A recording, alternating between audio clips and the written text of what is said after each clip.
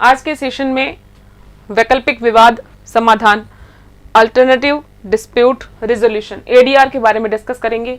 ADR क्या है, इससे रिलेटेड इंपॉर्टेंट प्रोविजन कहाँ है और इससे संबंधित जो एक्ट बने हुए हैं वो कौन से हैं, एडीआर के प्रकार क्या हो सकते हैं और भारत में क्या इसकी स्थिति है और एडीआर के क्या लाभ हैं, मतलब वैकल्पिक विवाद निवारण तंत्र का क्या फायदा है और क्या नुकसान, इन सब के बारे में आज हम डिस्कस करेंगे। देखिए, एडीआर का मतलब है कि एक तो जनरल तरीका होता है कि अगर किसी भी पार्टीज के बीच में किसी भी तरह का अगर विवाद होता है तो उस विवाद हो जाने पर, किसी तरह का मुकदमा होने पर, मतलब किसी तरह का डिस्प्यूट होने पर मुकदमा किया जाए और उसमें कोर्ट का फैसला लिया जाए। मतलब निवारण का तरीका क्या है? कोर्ट, कि कोर्ट जाके आप दोनों पार्टीज अपना लिखित कथन और वाद पत्र प्रस्तुत कीजिए और मामले को सुलझाइए। इसके अलावा एक तरीका है कि चर्चा के माध्यम से जो भी फेवरेबल सॉल्यूशन है उस पर पहुंचकर पार्टीज के बीच में डिस्प्यूट को खत्म करना। इसी टेक्निक को कहते हैं एडीआर, अल्टरनेटिव डिस्प्यूट रिजोल्यूशन, वैकल्पिक विवाद निवारण। एडीआर जो है वो समाधान के जो पारंपरिक तरीके हैं, जो कि आपको मैंने अभी बताया कि मुकदमा है, मोस्ट प्रोबेबली एक यही तरीका है। उसके अलावा एक वैकल्पिक तंत्र एस्टेब्लिश करने का अटेम्प्ट है। एडीआर ऐसे तरीकों को बताता है और जो कि मुकदमे से अलग हैं, मतलब मुकदमा नहीं होगा, दोनों पार्टीज होंगी, लेकिन जिस तरह का जो प्रक्रिया होती है मुकदमे में कि दोनों पार्टीज अपने अपने पक्ष रखती हैं, जो एक तरीका है सिविल में या क्रिमिनल में, तो उस तरीके के अकॉर्डिंग, उसके अकॉर्डिंग मुकदमा चले, उससे परे जो तंत्र है वो है एडीआर। एडीआर में जिन दो पार्टीज के बीच डिस्प्यूट है, वो दोनों पार्टीज उस पर्सन को सिलेक्ट करती हैं जो सर्वसम्मति से उसके विवादों को सुनेगा और उनका समाधान करेगा। मतलब ये ऐसे नहीं होगा जैसे जनरल कोर्ट्स में होता है कि दोनों पक्षों को साक्ष्य पेश करने के लिए कहा जाएगा या फिर बाकायदा उस पर as per provision, as per law उन पर सेक्शंस इम्पोज किए जाएंगे कि हाँ भाई आपने इस सेक्शन में ये आपके द्वारा कृत्य किया गया है, बाकायदा चार्ज फ्रेम होंगे और उसके बाद में एज पर एविडेंस साक्ष्य प्रस्तुत किए जाएंगे दोनों पक्ष के जो वकील हैं उनके द्वारा। उस तरह की जो कार्रवाई है वो इसमें एडीआर में नहीं होती है। भारत में एडीआर भारत के संविधान के तहत आर्टिकल 14 और आर्टिकल 21 के आधार पर एस्टेब्लिश किया गया है कि इंडियन, और इसके अलावा इंडियन कॉन्स्टिट्यूशन में 39A में बताए गए जो प्रोविजन बताया गया है, 39A जो बताता है कि समान न्याय और निःशुल्क कानूनी सहायता के जो नीति निर्देशक तत्व है ये एडीआर के थ्रू पाने का प्रयास किया जा रहा है। देखिए, आर्टिकल 39A अगर आप देखेंगे तो उसमें ये है, अभी आप वर्ड वाइड देखेंगे कि वर्ड टू वर्ड क्या लिखा हुआ है कि समान न्याय और निःशुल्क विधिक सहायता, और एडीआर इससे किस तरह से कनेक्ट होता है वो अभी हम डिस्कस करेंगे। देखिए क्या लिखा है कि राज्य यह सुनिश्चित करेगा कि विधिक तंत्र इस प्रकार काम करे कि समान अवसर के आधार पर न्याय सुलभ हो और वह विशिष्टतया यह सुनिश्चित करने के लिए कि आर्थिक या किसी अन्य नियोग्यता के कारण कोई नागरिक न्याय प्राप्त करने के अवसर से वंचित न रह जाए, उपयुक्त विधान या स्कीम द्वारा या किसी अन्य रीति से निःशुल्क विधिक सहायता की व्यवस्था करेगा। देखिए 39A जो है वो निःशुल्क विधिक सहायता के बारे में बात करता है।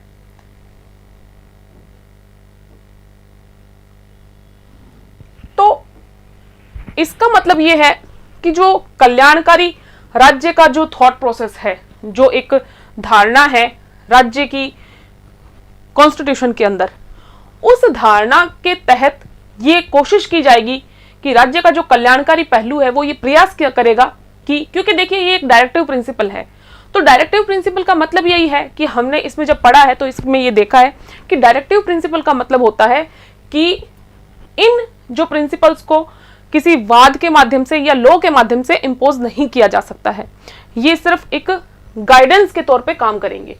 तो इसका मतलब ये है कि जो 39A जो है वो बात करता है समान न्याय और निशुल्क विधिक सहायता की। तो इसका तात्पर्य ये है कि राज्य हर व्यक्ति के साथ न्याय करेगा, मतलब न्याय देने में राज्य के द्वारा समानता का व्यवहार किया जाएगा। इसके साथ ही कोशिश की जाएगी कि जो विधिक सहायता है वो सबके लिए निःशुल्क हो। ठीक है। इसके अलावा आर्टिकल 21 जो त्वरित न्याय के बारे में बात करता है, आर्टिकल 14 जो कि समानता के बारे में बात करता है। तो इसका तात्पर्य यह है कि एडीआर इनसे जुड़ा हुआ इसलिए है क्योंकि अल्टरनेटिव डिस्प्यूट रेजोल्यूशन के जो तरीके हैं, हम आगे जैसे जैसे क्लास में डिस्कस करेंगे उनमें आप तरीके देखेंगे कि जिस तरह से जो रेगुलर जो जुडिशियल प्रोसीडिंग है उसमें देखिए जब हम मुकदमा लड़ते हैं तो सबसे पहले तो जब वकील करते हैं तो वकील की फीस, दूसरी बात रोजाना नए नए खर्चे होते हैं। देखिए कहते हैं कि न्यायपालिका की दीवारें सोने की बनी हुई होती है, तो इसका मतलब यही है कि जब आप एक पर्सन जब मुकदमे की जो चक्रव्यूह है उसमें घुसता है तो आज इसका खर्चा, आज इसका खर्चा, आज सेशन कोर्ट में अपील करनी है, आज हाई कोर्ट में अपील करनी है, आज इसका खर्चा, इसका जमानत का खर्चा आ गया, हाजिरी माफी लगाई, इसका ये वो हजारों खर्चे हैं। तो कुल मिला के मुद्दा ये है कि जो रेगुलर जुडिशियल प्रोसीडिंग है वो बहुत ज्यादा लागत वाली है। तो उसके लिए क्या है, एडीआर जो ये कल्याणकारी राज्य की अवधारणा है उसको अप्लाई करने में या फिर उसको स्थापित करने में मदद करता है। इसीलिए इसको स्थापित करने के लिए एडीआर को लाया गया है या एडीआर का जन्म हुआ है। तो इनको जो प्राप्त करने का एक माध्यम हो सकता है वो एडीआर है। ठीक है। अब अभी हमने देखा है कि 39A क्या कहता है, तो अब एडीआर के इतिहास को देखते हैं कि ऐतिहासिक तौर पे मतलब क्या स्थिति रही कि एडीआर इस अभी वर्तमान में इतना प्रभावी तौर पर देखने को मिलता है। देखिए ये कंडीशन आप देखते हैं कि अभी जो तरीका है उसमें क्या है, विलंब बहुत है, पार्टीज को उनको न्याय के लिए बहुत वेट करना पड़ता है, जिससे क्या है कि ये जो न्यायिक प्रणाली है इसमें लोगों का ट्रस्ट खत्म हो गया है। इसका मतलब ये है कि न्यायिक व्यवस्था की जो कमजोरियां हैं उन्होंने ही वैकल्पिक उपायों को जन्म दिया है। वैकल्पिक उपाय सस्ता और जल्दी न्याय देने वाला तरीका है, और जिसके कारण क्या होता है, जो विवादित पक्ष हैं उनके द्वारा विवादों के समाधान के लिए एडीआर अपनाया जाता है, और उन अन्य जो रेगुलर जो तरीका है उससे इसको ज्यादा प्राथमिकता उन जो पार्टीज हैं उनके द्वारा दी जा रही है। देखिए इसको आप ये जो टॉपिक है एडीआर इसको समझने की कोशिश करें, क्योंकि पिछले बहुत सारे एग्जाम्स में, जस्ट पहले हुए एग्जाम्स में, प्रीवियस ईयर में, प्री में और मेंस में भी बहुत अच्छे क्वेश्चन इससे पूछे गए हैं।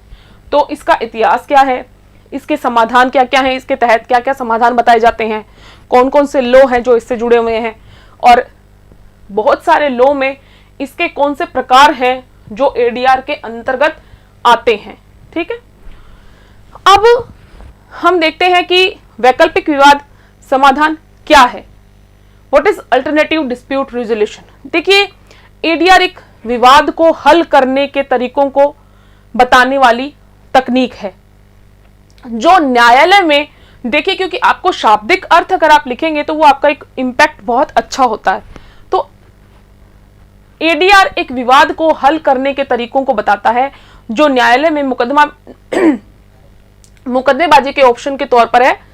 इसके साथ ही इन जनरल ये तीसरे पक्ष का उपयोग करता है, जो पक्षों को उनके बीच में संवाद करने को, उनके मतभेदों पर चर्चा करने और विवाद को हल करने में हेल्प करता है। ठीक है। क्या है, अगर इसका शाब्दिक अर्थ आपको लिखना है तो इसका यह मतलब है कि विवाद को हल करने के तरीके बताता है, और न्यायालय में जो मुकदमेबाजी का तरीका है उसके एक ऑप्शन के तौर पर है कि आप मुकदमेबाजी में न फंसकर इन चीजों में चले जाएं। ठीक है। देखिए एडीआर विवादों से संबंधित सभी प्रकार के जो मामले हैं उनको हल करने के बारे में आपको पेशकश रखता है हमारे सामने, कि विवादों को सुलझाने का जो पारंपरिक तरीका है उसका एक विकल्प आपके सामने है एडीआर, जिसका आप यूज कर सकते हैं, जिससे आपके पैसों की बर्बादी नहीं होगी। दूसरा, बहुत मामला लंबे तक चलेगा नहीं। देखिए पीढ़ियां चली जाती हैं, सिविल मामले तो ऐसे होते हैं कि 3-3 पीढ़ियों तक चलते हैं। सिविल मामलों की तो इतनी बुरी कंडीशन है। अब देखते हैं कि एडीआर से जुड़े हुए प्रोविजन कहां कहां हैं। देखिए सिविल प्रक्रिया संहिता है 1908, उसकी एक सेक्शन है 89, वो बताता है कि एडीआर क्या है। तो देखिए सीपीसी का जो प्रोविजन है सेक्शन 89,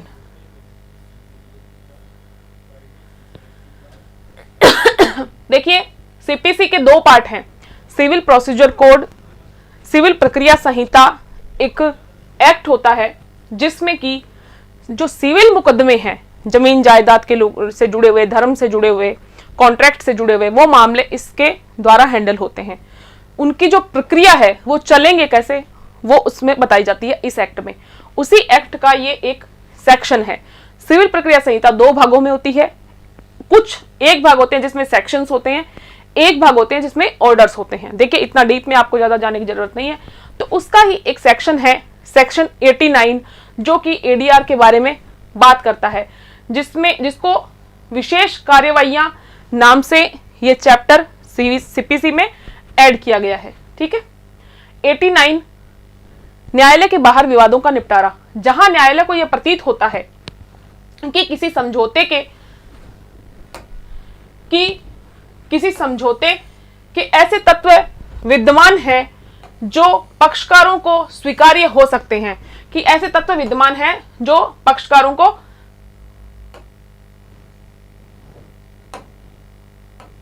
स्वीकार्य हो सकते हैं, वहां न्यायालय समझौते के निबंधन बनाएगा। कि जैसे कोर्ट में मामला आया और अगर न्यायालय को यह लगता है कि इसमें समझौते के आसार हैं, तो न्यायालय समझौते के निबंधन बनाएगा। निबंधन मतलब कि वो एक तैयार करेगा कि हाँ भाई आप इस बेस पर समझौता कर सकते हैं। ठीक है, समझौते के निबंधन बनाएगा और उन्हें पक्षकारों को उनकी टीका टिप्पणी के लिए देगा कि देखिए ये निबंधन मतलब ये पॉइंट्स मैंने रखे हैं, इसके अलावा आपको इस पर क्या सही लगता है आप देख सकते हैं। और पक्षकारों को टीका टिप्पणी प्राप्त करने के पश्चात न्यायालय संभव समझौते के निबंधन पुनः बना सकेगा। जैसे कि सबसे पहले एक रफ काम करेगा, उस रफ काम को पार्टीज को देगा कि इसमें ये हो सकता है, ये मध्यस्थम को आप चुन सकते हो, सुलह कर सकते हो, ऐसे ऐसे करता है। जब पार्टीज अपनी राय दे देती है तो फिर कोर्ट जो होता है उसको फाइनल करता है कि इसमें क्या होगा, और फिर किस किस को निर्दिष्ट करता है, मध्यस्थम को, सुलह को या न्यायिक समझौते जिसके अंतर्गत लोक अदालत के माध्यम से समझौता भी है, या बीच बचाव के लिए। ठीक है, ये इन सब के बारे में बात करता है कि ये इन 4 तरीकों से आप समझौता कर सकते हैं। ठीक है, इसके बाद में है कि जहां कोई विवाद मध्यस्थम या सुलह के लिए निर्दिष्ट किया जाता है। देखिए पहला क्या तरीका है, मध्यस्थम। एक एक्ट होता है आर्बिट्रेशन एक्ट, मध्यस्थम एवं सुलह अधिनियम। उस अधिनियम में कोर्ट बोलता है आप उस एक्ट के तहत आपका मामला देखा जाएगा। अगर पार्टीज को भी लगता है और कोर्ट को भी लगता है मध्यस्थम। देखिए ये भी एक एडीआर का तरीका है, मध्यस्थम। ठीक है, या सुलह के लिए निर्दिष्ट किया जाता है कि चाहे मध्यस्थम के लिए फाइनल हुआ है चाहे सुलह के लिए फाइनल हुआ है, निर्दिष्ट किया गया है वहां मध्यस्थम और सुलह अधिनियम 1996। ठीक है, 2015 में इसमें बहुत मेजर चेंजेस आए हैं, पूरा नया बन गया है। ये एक्ट पुराना है इसलिए इसमें लिखा हुआ नहीं है। अब जो अल्टरनेटिव डिस्प्यूट रेजोल्यूशन एक्ट जो है, एडीआर जो ये आर्बिट्रेशन जो एक्ट है अब 2015 का है, बिल्कुल नया का। इसके उपबंध ऐसे लागू होंगे, मतलब जैसे ही आपका मामला मध्यस्थम के लिए की मध्यस्थता करेंगे आप, कि कुछ बीच का रास्ता निकालेंगे, कोई सुलह कर लेंगे, तो उसके अगर इन दोनों में से पार्टीज और कोर्ट तय करते हैं इन दोनों रास्तों को, तो फिर क्या होता है, इस एक्ट के तहत मामला निर्दिष्ट कर देगी कोर्ट। फिर सेकंड है कि लोक अदालत को निर्दिष्ट किया गया है कि पार्टीज को और कोर्ट को लगता है कि मामला लोक अदालत के थ्रू निपटारा होना चाहिए, वहां न्यायालय उसे विधिक सेवा प्राधिकरण अधिनियम, देखिए ये भी विधिक सेवा प्राधिकरण अधिनियम 1987, नालसा और रालसा जो आप पढ़ते हैं वो यही है। विधिक सेवा प्राधिकरण अधिनियम 1987 की धारा 20 की उपधारा के उपबंधों के अनुसार लोक अदालत को निर्दिष्ट करेगा। लोक अदालत जो है उसमें जो कार्यवाही की जाती है वो इस एक्ट के तहत की जाती है। इसका सेक्शन 20 है, उसमें बाकायदा प्रोसेस दिया गया है कि अगर कोई मामला लोक अदालत में आता है तो वो कार्रवाई किस तरह की होगी, वो इसका विधिक सेवा प्राधिकरण अधिनियम का सेक्शन 20 जो है वो बताता है उसकी प्रोसेस। तो अगर कोई मामले में पार्टी के द्वारा और कोर्ट के द्वारा ये फाइनल किया गया है कि मामला लोक अदालत निपटाएगी, तो वो कौन से एक्ट के तहत चलेगा, विधिक सेवा प्राधिकरण अधिनियम 1987 के अकॉर्डिंग और निर्दिष्ट करेगा, और उस अधिनियम के सभी अन्य उपबंध लोक अदालत को इस प्रकार निर्दिष्ट किए गए विवाद के संबंध में लागू होंगे।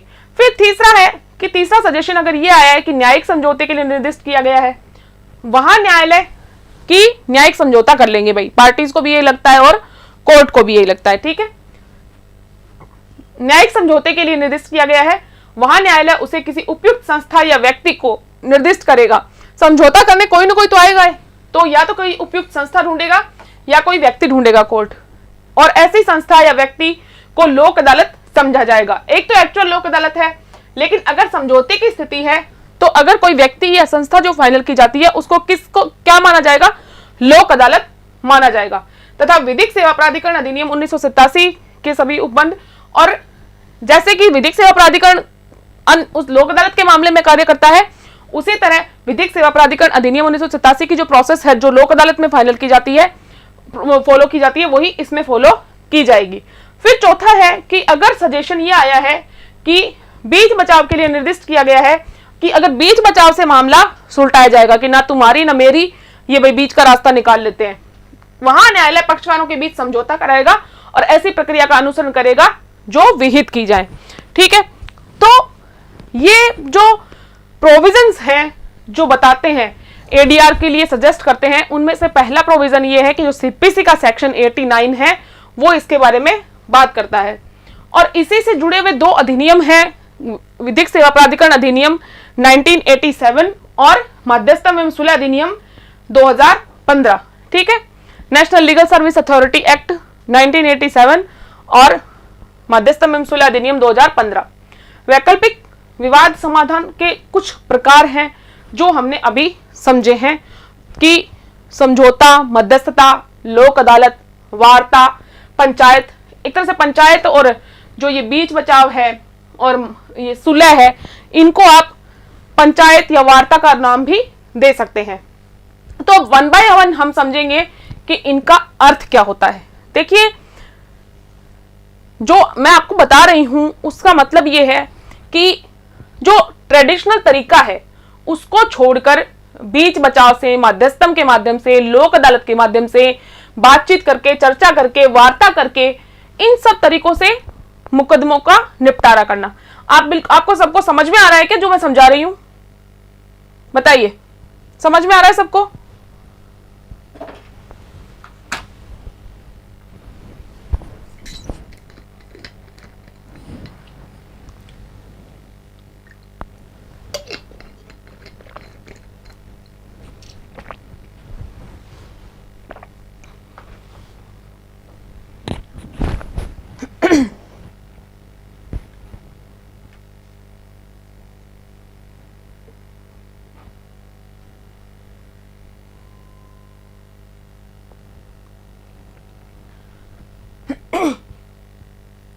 ठीक है, चलिए आगे चलते हैं।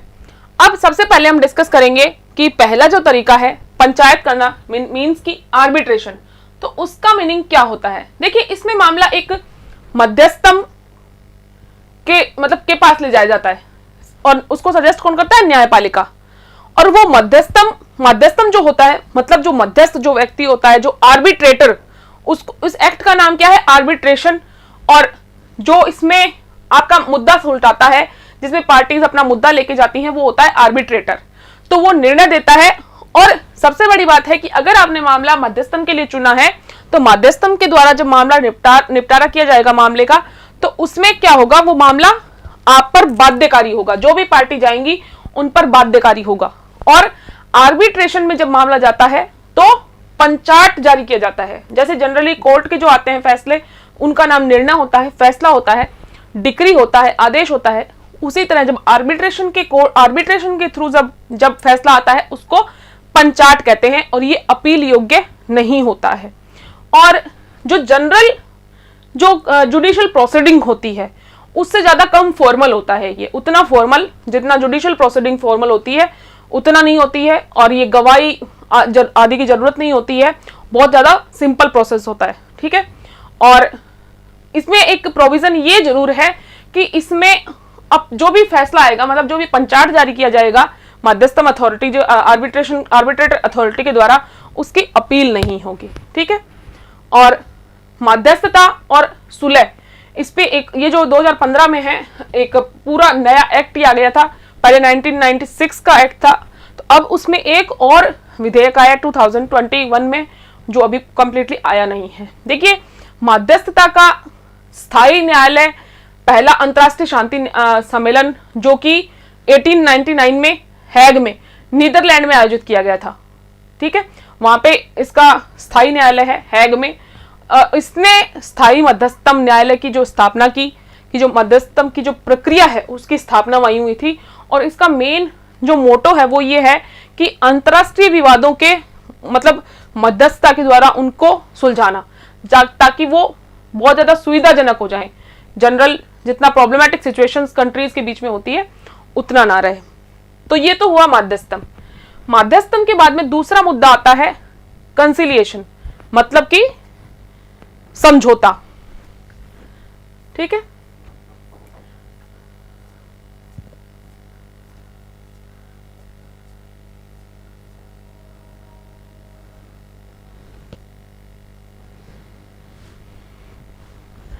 नेक्स्ट कंसिलिएशन, सुलह। एक जैसे कि आपने देखा कि मध्यस्थम क्या है, एक बाध्यकारी प्रक्रिया है। बाध्यकारी का मतलब क्या होता है कि इसमें जो डिसीजन आएगा वो आप पर बाध्यकारी होगा, आप अपील नहीं कर सकते। ठीक है, आप पे बाध्यकारी होगा, जो पंचाट आ जाएगा उस पंचाट की कहीं पर भी अपील नहीं होगी। क्लियर?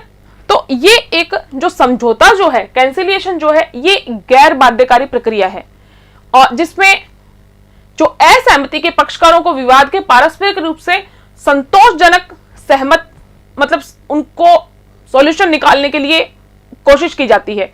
एक बिल्कुल तटस्थ, मतलब बिल्कुल न्यूट्रल पक्ष होता है। तीसरा, वो सुलहकर्ता के रूप में काम करता है, और वो सहायता करता है उनकी कि वो दोनों पक्ष किसी एक बात पर सुलह कर लें। तो सुलहकर्ता जो होता है सुलह की प्रक्रिया में एक बहुत ज्यादा मतलब सक्रिय भागीदार होता है, जो बातचीत करेगा, चर्चा करेगा, और एक स्वीकार्य स्थिति में दोनों पक्षों को लेकर आएगा।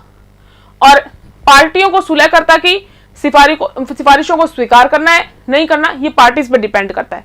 ठीक है, यदि दोनों पक्ष सुलहकर्ता के समझौते को स्वीकार करते हैं तो दोनों पक्षों के लिए अंतिम और बाध्यकारी हो जाएगा। ठीक है, और दोनों को पूछ लिया जाएगा कि भाई आप मानते हैं या नहीं मानते हैं। बाध्यकारी शुरुआत में नहीं है, लेकिन जब आप मान लेंगे तो फिर ठीक है, बाध्यकारी है भाई, क्योंकि ऐसा तो है नहीं कि किसी लॉ के अकॉर्डिंग फैसला किया गया, आप दोनों ने जो बात कही उसको ही सोच समझ के निर्णय दिया गया, तो अंत में वो बाध्यकारी हो जाएगा। अब एक तरीका है मीडिएशन। मीडिएशन में यह है कि इसमें भी एक न्यूट्रल पर्सन होता है जो मध्यस्थ के रूप में काम करता है, मीडिएटर के बीच रूप में काम करता है, और मध्यस्थता के माध्यम से जो जिस बात पर असहमति है उसमें दोनों की सहमति वाली स्थिति लाने की कोशिश करता है, कि ऐसी स्थिति लाई जाए कि दोनों पक्ष उसमें सहमत हो जाएं। मतलब तीसरा पक्ष होता है वो दोनों पार्टीज के लिए निर्णय नहीं लेगा, जबकि दोनों पार्टीज को कोशिश करेगा कि वो अपनी दोनों तरफ से ऐसी बात रखी जाए कि वो नॉर्मल हो, ना इसका बुरा हो ना उसका बुरा हो, एक का भला और दूसरे का बुरा, और दूसरे का भला और एक का बुरा, ऐसी स्थिति नहीं होनी चाहिए, बल्कि एक सुविधाजनक सिचुएशन कंप्लीट होनी चाहिए, पैदा हो जानी चाहिए।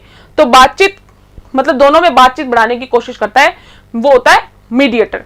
इसी के अलावा एक तरीका आपने देखा लोक अदालत या न्यायिक बंदोबस्त, जुडिशियल सेटलमेंट इंक्लूडिंग लोक अदालत। देखिए 1987 के विधिक सेवा प्राधिकरण अधिनियम ने विवाद समाधान की जो प्रक्रिया है इसको तेज करने के लिए विवाद समाधान की लोक अदालत प्रणाली को, मतलब इसका जो मार्ग प्रशस्त किया था वो इस एक्ट ने किया था। लोक अदालत क्या है, इसमें क्या है, जो पूर्व मुकदमेबाजी चरण में, मतलब विवादों को जो पुराना तरीका था उससे नहीं होता है, पुराने सौहार्दपूर्ण ढंग से मतलब मामले को हल किया जाता है। जो पुराने वाला मेथड है, मुकदमे चलना, ये सब करना, ऐसे नहीं होता है। ठीक है, ये अल्टरनेटिव डिस्प्यूट रिजोल्यूशन एक कंस्टिट्यूएंट है, मतलब एक आम जनता का इनफॉर्मल है या फिर न्यूनतम और शीघ्र न्याय प्रदान करने का एक तरीका आप इसको कह सकते हैं। इसी तरह से एक तरीका हो सकता है एडीआर का बातचीत। देखिए, वैकल्पिक विवाद समाधान के लिए बातचीत सबसे ज्यादा उपयोगी विधि है। मतलब क्योंकि देखिए, जनरली विवाद तभी होते हैं जब हमारे कंसेप्ट किसी बात को लेकर सेम नहीं होते हैं, कंसेप्ट सेम नहीं होते हैं, कंसेंट नहीं होती है हमारी किसी बात को लेकर, सेम सहमति नहीं होती है। तो एक देखिए, मुकदमे तो अंत में एक तरीका है ही, लेकिन एक तरीका ये है कि बातचीत से ये होता है कि वो अपनी बात रख देंगे, वो अपनी बात रख देंगे, एक बीच में न्यूट्रल आदमी बैठा होगा, तो ऐसे भी नहीं है कि वो एक दूसरा का सर ही फोड़ दें कि भैया तुमने ऐसा क्यों कर दिया, वैसे कर दिया। इसलिए बीच में एक न्यूट्रल पर्सन को, ना वो इस पक्ष ए पक्ष का होता है, ना वो बी पक्ष का होता है, उसको ना तो इस ए से कोई प्रेम है, ना दुश्मनी है, ना बी से, इसलिए एक न्यूट्रल पर्सन को बिठा के बातचीत करवाई जाती है। और जो बातचीत है, नेगोशिएशन है, वो भी क्या है, एक गैर बाध्यकारी प्रक्रिया है, जिसमें तीसरे पक्षकार की कोई तरह की भागीदारी नहीं होती है, किसी तरह का स्वार्थ इसमें नहीं होता है। और ये बहुत सारे प्रोसेस है जिनमें होता है, जैसे कोई बिजनेस है, उनमें अगर कोई बात हो गई है तो होता है, नॉन प्रॉफिट ऑर्गेनाइजेशंस है वो भी इसको यूज करती हैं, गवर्नमेंट ब्रांचेस हैं वो भी यूज करती हैं, या फिर अंतर्राष्ट्रीय संबंध है उनमें अगर कोई गड़बड़ होती है वहां पे भी इसको किया जाता है। और पर्सनल सिचुएशंस जैसे हैं लाइक मैरिज, मेंटेनेंस, डिवोर्स, इनमें भी इसका यूज किया जा सकता है। ठीक है, और अगर इंडिया में अगर आप इसको देखें तो एडीआर जो जैसी एक नई जो समाधान प्रक्रियाएं हैं, वो पार्टियों की जो बहुत लागत वाली सिचुएशन है उनको कम, मतलब एक ना के बराबर स्थिति में निपटने के लिए सक्षम बनाती है। क्या होगा, क्योंकि देखिए मुकदमे चलेंगे, खर्चा होगा, और दूसरी एक बहुत ही स्ट्रेसफुल सिचुएशन होती है एक किसी वाद का चलना। देखिए जैसे एक पर्सन का ऑपरेशन होता है तो वो ऑपरेशन का पीरियड बहुत ज्यादा टेंशन वाला होता है कि ऑपरेशन हो रहा है, फिर उससे रिकवरी, उसमें भी बहुत प्रॉब्लमेटिक सिचुएशन होती है कि क्या रिजल्ट्स आएंगे, जो जितना एक पीरियड डॉक्टर बताता है कि हाँ रिकवरी पीरियड इतना है, इतने में रिकवर हो जाएंगे, उसी तरह की सिचुएशन एक केस चलते टाइम होती है। जो पार्टीज होती हैं उन पे बहुत ब्रेन पे, बहुत दिमाग पे बहुत प्रेशर होता है इस चीज का। तो ये एक जो एडीआर जो है ये एक शांतिपूर्ण निपटान का तरीका है। मतलब कोर्ट के बाहर लोक अदालत जैसे कि विधिक सेवा प्राधिकरण अधिनियम 1987 इसके द्वारा मामले निपटा देना, या फिर इसके अलावा एक तरीका, एक एक्ट और है जिसके बारे में, ये एक एडीआर का प्रकार जिसको माना गया है। देखिए जैसे कि सीपीसी में आपने सेक्शन 89 देखा, उसी के अलावा एक सीआरपीसी एक एक्ट है, क्रिमिनल प्रोसीजर कोड, जिसको आपराधिक प्रक्रिया संहिता की जो आपराधिक मामले हैं उनमें जो प्रक्रिया होती है उसको बताता है सीआरपीसी, क्रिमिनल प्रोसीजर कोड। ठीक है, तो क्रिमिनल प्रोसीजर कोड का एक सेक्शन है प्ली बार्गेनिंग 265 में बताया गया, 265A से लेके लास्ट के तक बताया गया है कि एक प्ली बार्गेनिंग नाम की प्रोसेस होती है, अभिवाक सौदेबाजी या सौदा अभिवाक। उस प्ली बार्गेनिंग में भी एडीआर का एक पक्ष देखने को मिलता है। देखिए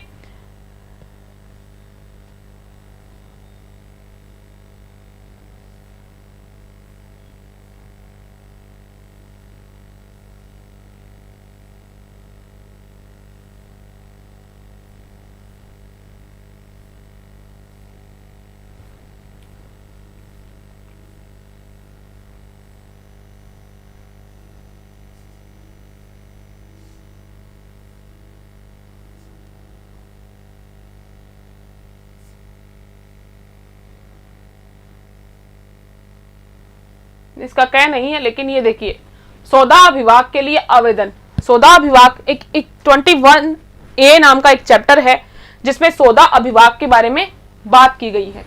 देखिए इसका मतलब ये होता है कि कोई पर्सन जिसने ऐसा अपराध किया है जिसमें मृत्यु, आजीवन कारावास मतलब डेथ पनिशमेंट, लाइफ इम्प्रिजनमेंट या 7 साल से अधिक की सजा नहीं है।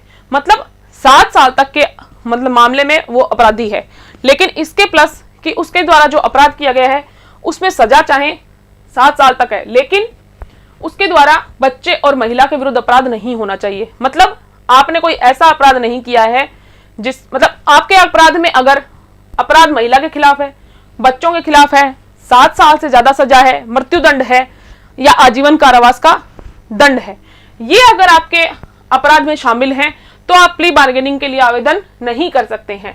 लेकिन अगर आप इनसे अलावा कोई आपने दंड वाला अपराध किया है तो जो अपराधी होता है वो सौदा अभिभाग के लिए आवेदन कर सकता है। क्या होता है, मामले के बीच में जब आरोप विरचना हो जाती है, मतलब चार्ज फ्रेम हो जाते हैं कोर्ट में, उसके बाद में पक्षकार द्वारा जो अपराधी का जो वकील होता है, मतलब जो अभियुक्त जो है उसका जो वकील होता है, वो एक आवेदन करता है न्यायालय से कि हम सौदा अभिभाग करना चाहते हैं, कि बीच बचाव का एक तरीका होता है कि माफ कर दिया जाए, कम दंड दे दिया जाए, ऐसे करके इसको कहते हैं सौदा अभिभाग, जिसको लेकर आवेदन का प्रोसेस बताया गया है। फिर उसके बाद में मार्गदर्शी सिद्धांत बताए गए हैं।